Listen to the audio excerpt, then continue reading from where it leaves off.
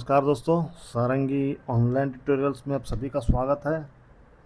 अगर आप प्रोग्रामिंग सीख रहे हो या फिर प्लेसमेंट की तैयारी कर रहे हो या फिर आप सॉफ्टवेयर इंजीनियर बनना चाहते हो तो आप सब ने अपने इसमें करियर में एक नाम तो सुना होगा जिसका नाम है डीएसए। लेकिन सवाल ये है कि ये डीएसए आखिर होता क्या है और हर बड़ी कंपनी जैसे गूगल, माइक्रोसॉफ्ट या अमेजॉन इसे इतना महत्व क्यों देती है। तो आज के वीडियो में हम इसे बिल्कुल आसान भाषा में समझेंगे ताकि डीएसए क्या है, इसकी ज़रूरत क्या है और आने वाली पूरी सीरीज में हम क्या क्या सीखने वाले हैं डीएसए के बारे में, ये सब आज के वीडियो में आपको सीखने मिलेगा। तो चलिए आज की वीडियो हम शुरू करते हैं। क्या आपने कभी सोचा है कि गूगल इतनी जल्दी से कैसे सर्च कर पाता है? लाखों मिलियन वेबसाइट से आपको वही पेज दिखाता है जो आपने सर्च किया है। या फिर हज़ारों व्हाट्सएप मैसेजेस से कैसे संभाले जाते हैं। या फिर आप सर्च कर रहे हो तो तभी आपको वही मैसेज कैसे दिखता है। इंस्टाग्राम इतनी तेजी से आपको पोस्ट कैसे दिखाता है। तो इन सभी के पीछे एक कंसेप्ट वर्क होता है, वो है डीएसए। तो आज की वीडियो में इसी को हम आसान भाषा में समझने वाले हैं, जिसका नाम है डीएसए। चलो सीखते हैं व्हाट इज डीएसए। डीएसए क्या है? डीएसए बना है दो शब्दों से। डीएसए का पूरा नाम है डेटा स्ट्रक्चर एंड एल्गोरिथम। यह दोनों से मिलकर बना है डेटा स्ट्रक्चर एंड एल्गोरिथम से डीएसए। इन दोनों शब्दों को समझना एक अच्छा प्रोग्रामर को सबसे महत्वपूर्ण स्किल है। अगर आपको एक अच्छा प्रोग्रामर बनना है तो आपको डेटा स्ट्रक्चर एंड एल्गोरिथम दोनों सीखना बहुत ज़रूरी है। तो पहले हम पढ़ते हैं व्हाट इज डेटा स्ट्रक्चर। तो डेटा स्ट्रक्चर क्या है? डेटा स्ट्रक्चर एक ऐसा तरीका है जिसमें हम डेटा को स्टोर और ऑर्गेनाइज करते हैं ताकि उसे आसानी से एक्सेस और मॉडिफाई किया जा सके। नीचे अगर आपके पास एक लाइब्रेरी है जिसमें आपको 500 किताबें दिए हुए हैं, अगर आपको सही किताब ढूंढने में आपको वक्त लग रहा है तो आपका डेटा स्ट्रक्चर, आपने किताब अच्छे से स्टोर नहीं किया है। अगर आप लाइब्रेरी में कैटेगरी वाइज अगर आप किताबों को सब्जेक्ट या कैटेगरी के अनुसार आप रखते हो तो आपको ढूंढने में आसानी होगी। तो आप यहाँ पे दे सकते हो जितने आपके पास किताबें हैं उसको कैटेगरी या सब्जेक्ट के अनुसार अगर आप व्यवस्थित उसको स्टोर करोगे तो आपके सर्च करने में आसानी हो सकती है। ये है डेटा स्ट्रक्चर, यानी डेटा को इस तरह स्टोर करना है जिससे आपको जल्दी से एक्सेस और मॉडिफाई किया जा सके।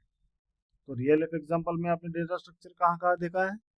हमारे मोबाइल का कॉन्टैक्ट लिस्ट या फिर किसी शॉपिंग कार्ट, ई कॉमर्स का एक वेबसाइट उसका शॉपिंग कार्ट, ये भी क्या है? डेटा स्ट्रक्चर एंड एल्गोरिथम्स का पार्ट है। या फिर आप गाने सुनते हो किसी ऐप से या यूट्यूब से तो उसमें भी प्लेलिस्ट आता है आपको, तो वो भी क्या है? डेटा स्ट्रक्चर एंड एल्गोरिथम का भी एक पार्ट है।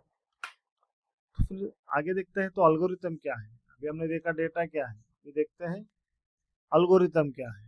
एल्गोरिथम क्या है? एल्गोरिथम किसी प्रॉब्लम को हल करने के लिए स्टेप बाय स्टेप सॉल्यूशन है।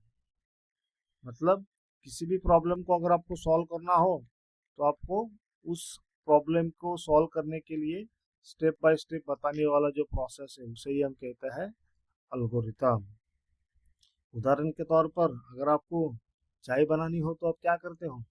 पहले पानी उबालते हो, उसमें चाय पत्ती डालते हो, उसमें दूध और चीनी डालते हो और फिर से उबाल के उसे सर्व करते हो या पीते हैं हम। तो ये क्या हो गया? एक छोटा सा एल्गोरिथम है जहाँ पे आपको क्या करना है, चाय बनाने के लिए।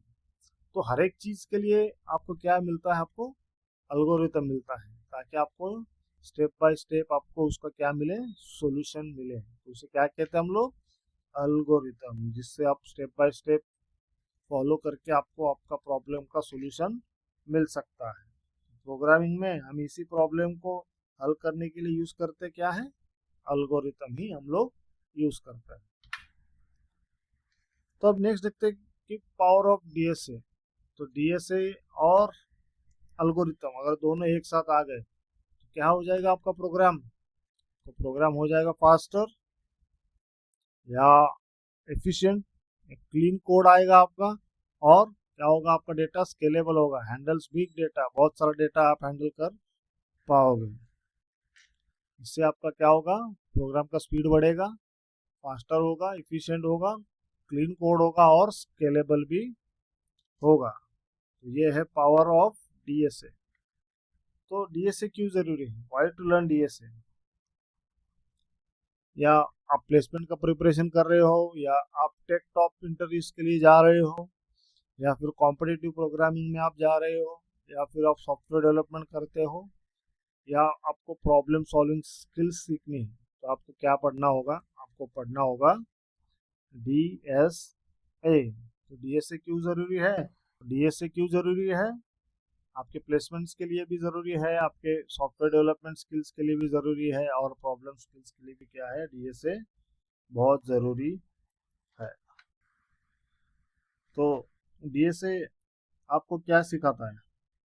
तो हर बड़ी कंपनी क्या करता है, जहाँ पे गूगल, अमेजोन, माइक्रोसॉफ्ट सर्च करते हैं, तो वहाँ पे हर बड़ी कंपनी इफिशिएंट सॉफ्टवेयर बनाने के लिए क्या करती है, डीएसए के उपयोग करती है। चाहे कोई भी बड़ी कंपनी ले लो, मल्टीनेशनल कंपनी, वो क्या यूज़ करती है, डीएसए। अब सोचिए, अगर आपके पास लाखों रिकॉर्ड्स है, तो आप क्या उन्हें एक एक सर्च करते रहेंगे? बिल्कुल नहीं। तो यही पर आपको सही डेटा स्ट्रक्चर और एल्गोरिथम हमारे प्रॉब्लम को सॉल्व करते हैं, जिससे आपका डेटा क्या है, तेज भी हो जाए, इफिशिएंट, और मेमोरी स्टोरेज और स्टोरेज इफिशिएंट भी बनाता है।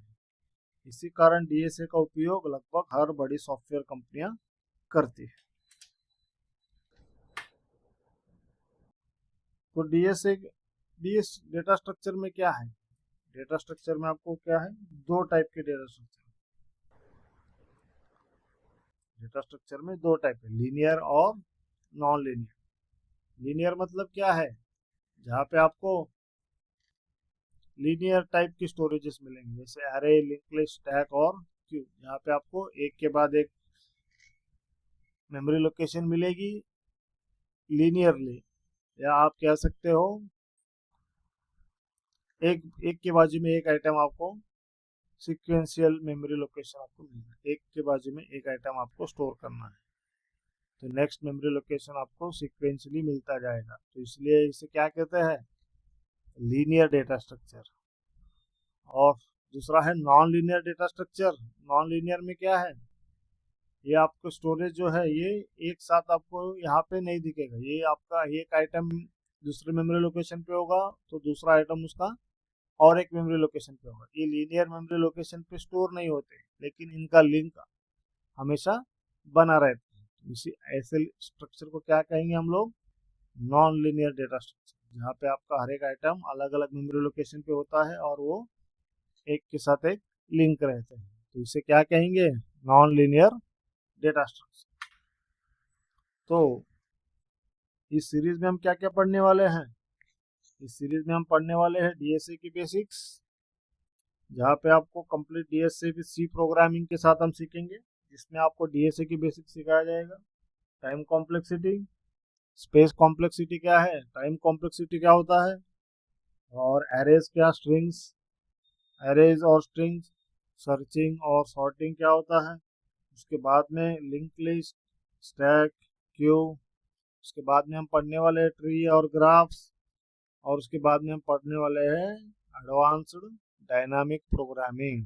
ये पूरा हमारा इस सीरीज का रोड मैप है, जिससे हम एडवांस डायनामिक प्रोग्रामिंग तक हम सीखने वाले हैं।